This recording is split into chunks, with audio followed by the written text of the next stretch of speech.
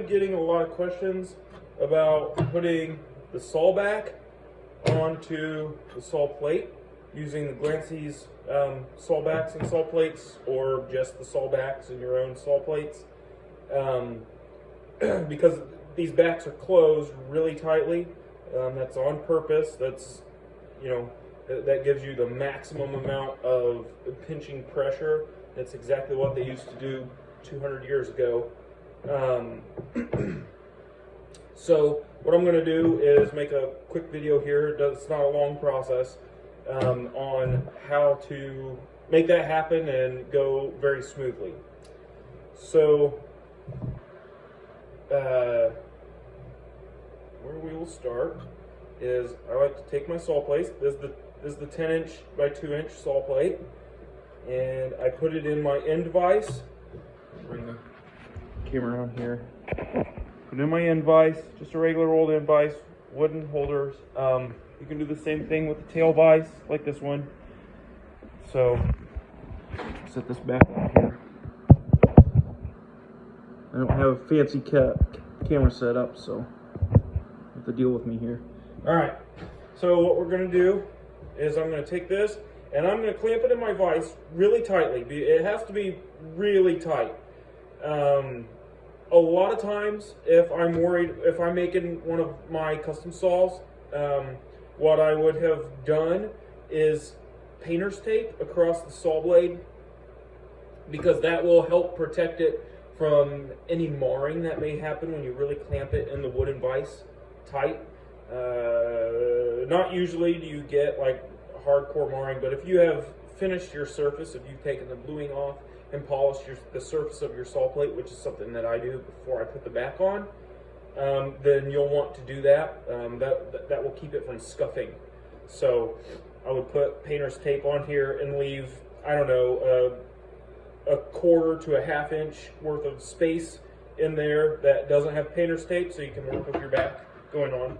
So here's what we'll do. We're going to clamp it in extremely tightly and leave maybe 1 inch or 3/4 of an inch sticking up from the saw vise, or from this regular vise. I would not use a saw vise for this. We're going to really pound on it. So I have it sticking up. I'm going to really clamp that down. It is really in there, and we might have to put another crank on it after we start whacking this thing.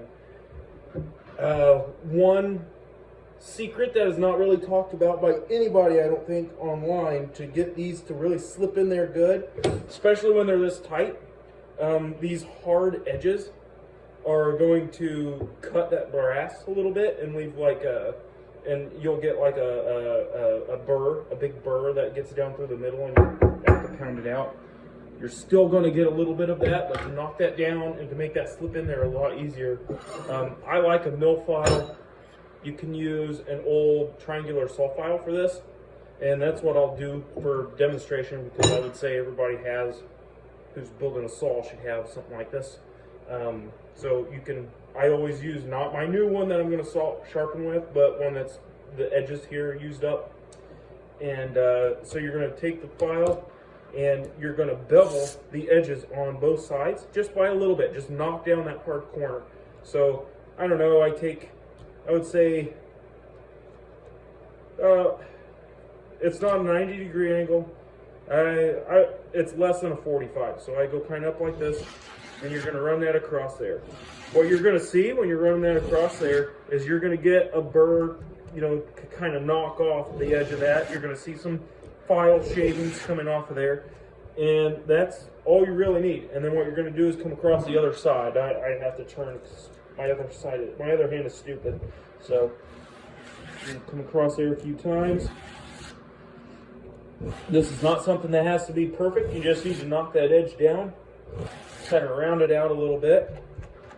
There we go. Now we're ready to get this started. So you need your handy dandy mallet. And what we're going to do is, you see down the end of this where we have this teardrop, we're going to stick the corner of that saw blade in that teardrop. All right. And then what we're going to do, we're going to stick it in there like this. And then I'm going to tap it down and work it down in there like that.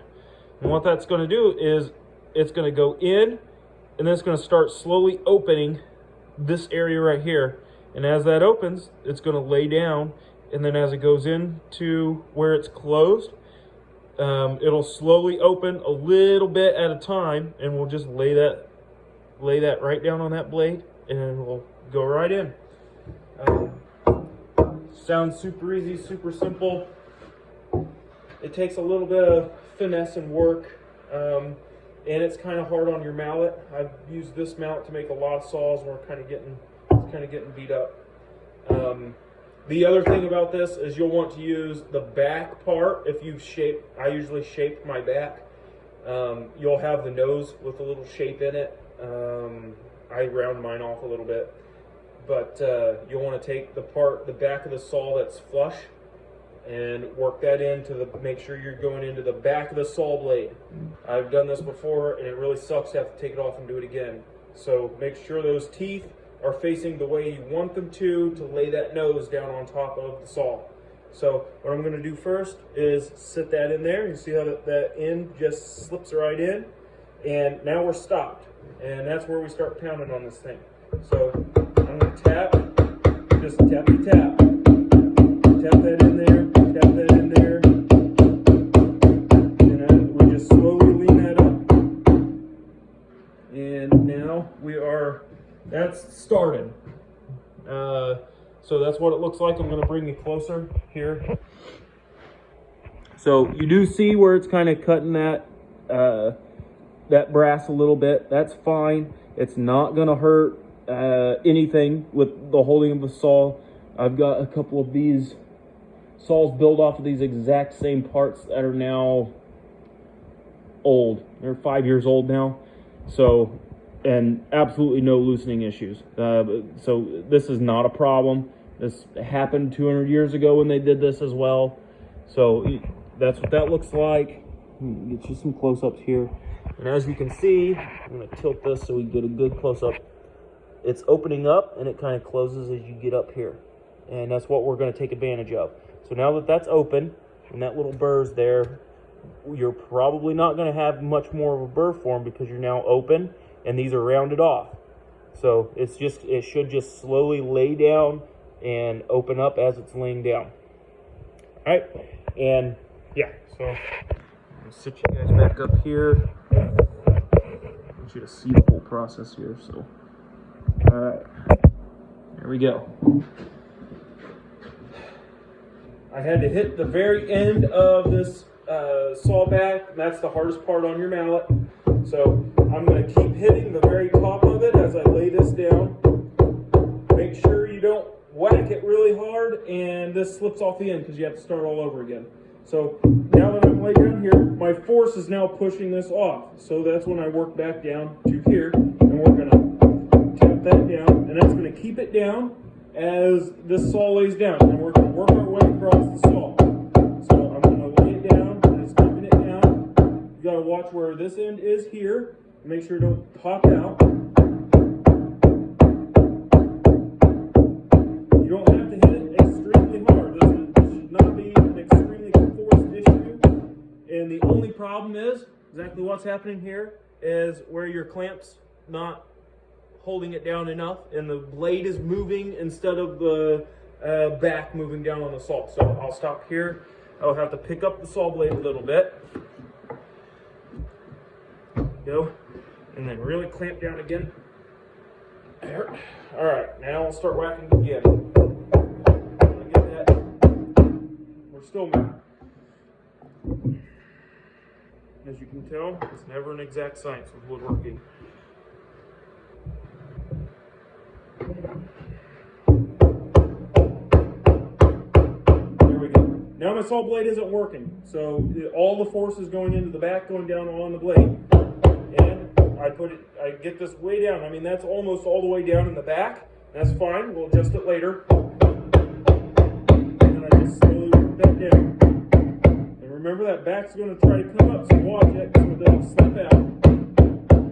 You want to keep that angle going. And on the end, it's going to be, it gets tight, but it will go. There we go. Now we're in all the way through. Making sure. All right. So I will unclamp this and show you here and what we've got. Now, we've got that all the way through. That is in there. Okay. It's looking pretty good. Now that it's in there, we need to adjust it. And so we got to re-clamp it in this vise.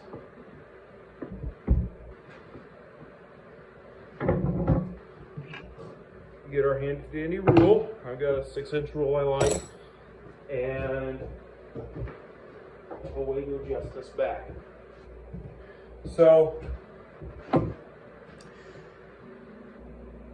what I like ideally is to not bed the saw in all the way to the bottom. I've had talks with others. Some people say you have to have it. Some people say you don't.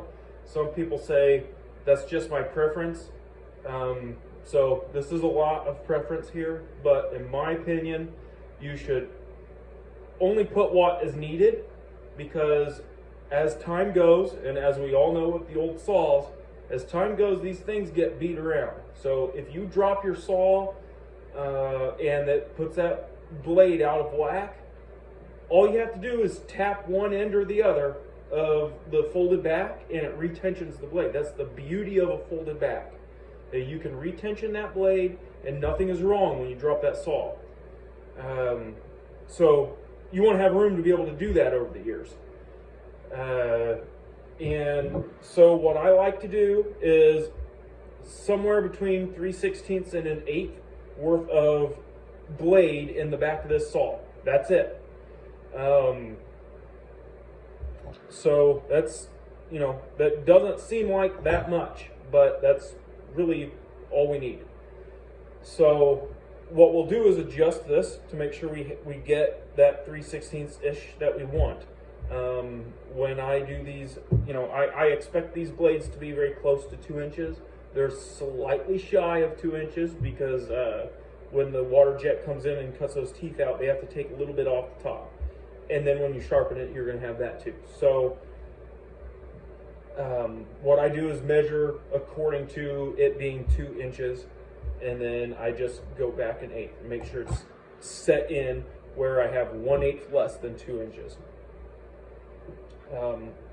So before we do that, we'll want to line up the end of the saw blade with the end of the saw back. The area you really want to make sure you're lined up with when you're building your saw is going to be that nose that you made. Your shaped nose is going to want to position it exactly where you want it on that saw blade at this point. The back end of this saw blade, it's going to be shorter than your actual blade, and there's going to be a clip taken out of there to fit in your handle. So that's not where you want to line up. You want to line up with the nose of your saw so it looks good at the end. So the way I do that is get a block that I can really beat on, one I don't care about, and I like to go into the end grain for this and have it hang off of my bench so I can really whack it. What I'm going to do with this one is I'm going to push this back in. Since I haven't adjusted anything, these are just stock parts, I am going to get it flush to the end here. So what I'll do is just, again, I've got it clamped in, I'm going to crack it.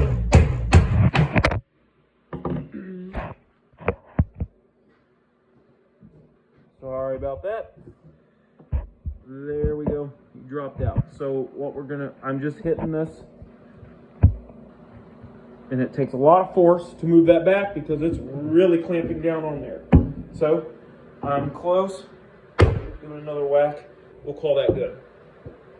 All right, now what I do is undo the vise and start measuring. So I want this to be, let's see if I can do this like one of those famous YouTubers. There we go. Let's see. So I want to get that where we're all the way up to here. So what I'm going to do is have to pry this out. That saw back is right at 2 inches there. So, and then this end, let's see where we at. There we go. this end, we are kind of close. We can pull it out just a little bit. Okay, so here we go. These are my tricks for this. It takes a good vise here, and I like my vice grips for this process. You want it to be just a little bit higher than your width of your vice grips here. So what I'm going to do is clamp this down really hard and adjust my vice grips now to open quite a bit wider than the plate, so I'm not scratching that, but not too wide to where it's wider than the saw back. So what I'm going to do is use this as a lever and lever up on that saw back. And again, this vise has to really be in tight. And sometimes it helps to put a lever arm under your pliers. So you get this here, put the arm in there, and pull up. I don't think I'm going to need this time. We'll see. So here we go, and I've got that. It wiggles in there, and I'm just kind of pushing down. Let's see if you guys can see that. Yeah, adjust you here. There's the vice grips. They're not clamped. They're open. I just have them open so I can fit it around like that. And I'm just gonna apply pressure to the end of them. They're hanging off the end of my vise. And I'm gonna watch where it's sticking out up here.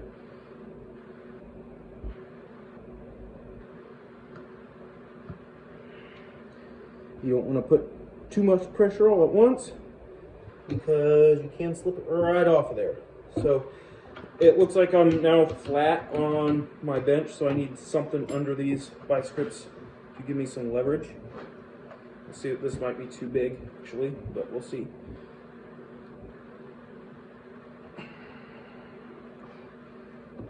Move that out of the way. Use that old saw file. You don't need much. Just a little bit. There. Now that was too far, but not all the way off. So I'll tap that down just a little bit. And then what we'll do is come to the other side and adjust that one. Make sure I can get in there. We're going to have to unclamp it.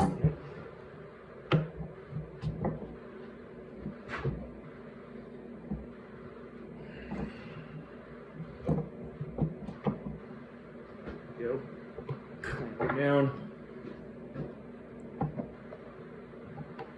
Those vice grips in there. Okay. This one I'm kind of really hanging off the end, so I'm not gonna need any kind of leverage. I've already got it.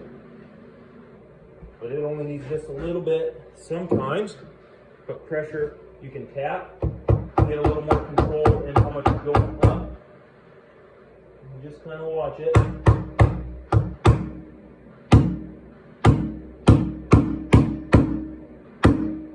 When you have, it's not clamped good enough, it's moving in the vise. But when you have a rounded nose, it's kind of sticking out a little farther than what you can see down in there. So you're just going to have to, with making a saw, there's a lot of clamp it down, work on it a little bit, and then you end up, you check it, and then you put it back in the clamp and start again.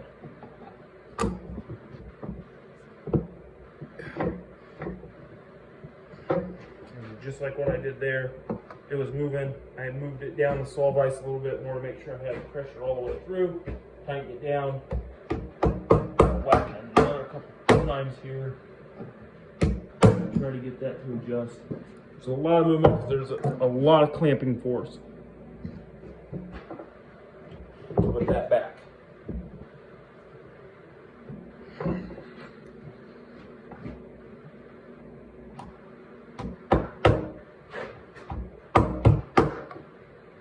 Okay, I'm going to call that good. Now, we'll measure again. That's what it's looking like now.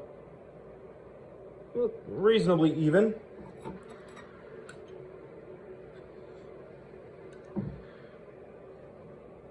That one is very close to an 1/8, and that's what I would call that good. The bottom of that sawtooth, I would call that good.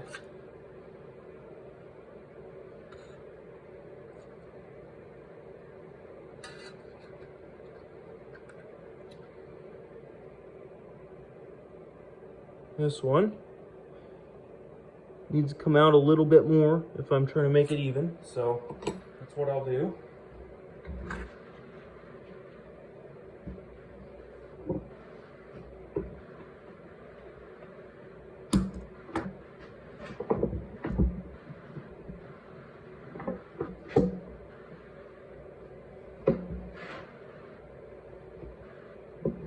Really clamp it down good. A little bit of a tap here.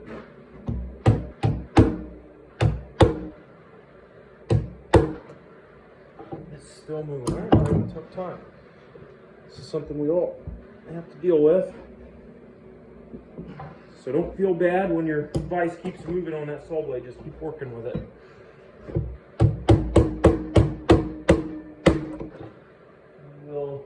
You'll get it.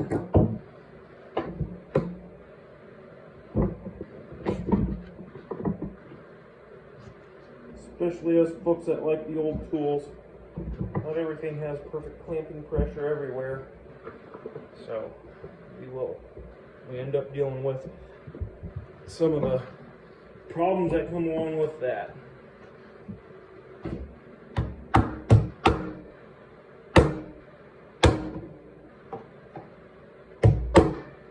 Okay. Alright. Now, since that's all good, bring this out here. This is what we're looking like. It's nice and tight. We have, and since these are machinist made, the backs and the plates started super flat. That back is flat and straight. So you're not going to have a lot of problems with having to adjust this. So, you can see I got it just right with tension here. That doesn't always happen. So sometimes when you're adjusting, you can adjust it and get it out of tension, and there'll be a like, let's bring it back here so you can see. It'll be straight and then have this like bow in here, and you can like flop it back and forth. What that means is all you got to do is sit it on your bench like this and whack one of these ends. That's it. Just a nice light tap, and then check it again. If it's still a little loose, whack it again. All you got to do is just put that saw back under tension while it's in the back. And if you're making your own blade, don't worry about straightening that blade. If it's got, like a bad kink, it's not going to fix that. But if it's, a little jacked up, from you trying to cut it and break it and stuff like that, that's fine. This saw back will straighten that plate right up once you get it under tension and correct in there. If there are bends and it seems under tension, like you can't move it back and forth, but it is like a bend in there, all you got to do is bend the saw back. All of the bends and movement of the saw plate come from the saw back because it's under tension. So just adjust the saw back. It's easy. You throw it in your vise, you move it one way or the other, and the saw will move. Oh, sorry, tangent. Last thing, that's all you need in there. That is all that you need in there. I may be called by the keyboard woodworkers crazy man for saying that that's all you need, and you need to seat that saw all the way up into that back, but that is not true.